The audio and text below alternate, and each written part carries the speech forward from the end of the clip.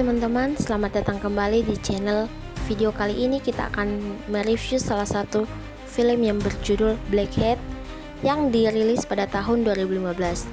Di era ketika dunia bergantung pada teknologi, ketika setiap sistem terkoneksi, satu serangan cyber saja bisa mengguncang seluruh peradaban. Kali ini, kisah Black Hat, film yang membawa kita masuk ke gelapnya dunia peretasan level internasional.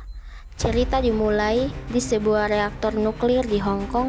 Tanpa peringatan, sistem kontrol mulai kacau, tekanan meningkat, alarm berbunyi, dan dalam hitungan detik terjadi ledakan besar.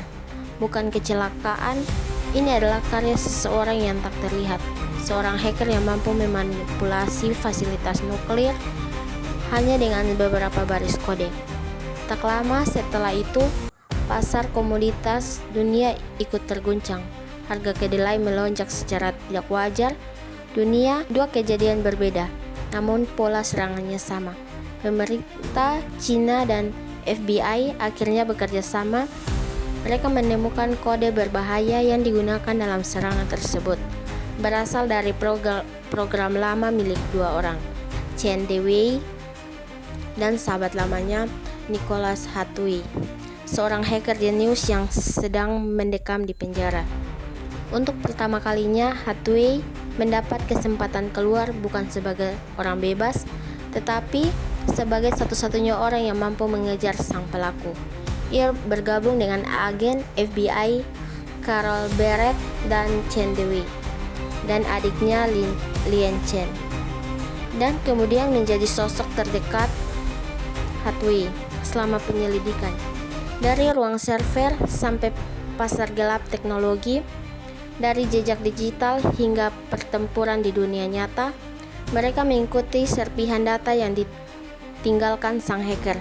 Namun setiap kali mereka merasa dekat, sang musuh selalu berhasil menghapus jejak atau menyerang lebih dahulu. Serangan demi serangan mulai menelan korban jiwa.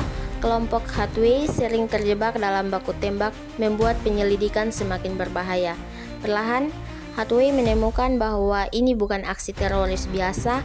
Motif sang hacker lebih gelap dan lebih cerdas. Ia ingin menciptakan kekacauan skala besar untuk mendapatkan keuntungan finansial yang luar biasa. Reaktor nuklir, pasar komoditas, semua hanyalah percobaan. Serangan puncaknya sedang disiapkan. Di bagian ini, footprinting diterapkan. Melalui kode yang berhasil diurai, mereka menemukan target berikutnya, yaitu di Jakarta yang ada di Indonesia. Di sini, sang hacker berencana mengambil alih sistem bendungan dan infrastruktur penting. Satu kesalahan kecil bisa menyebabkan banjir besar, kematian massal, dan gejolak ekonomi yang akan mengguncang dunia. Hathaway sadar kali ini dia tidak bisa hanya mengandalkan hukum.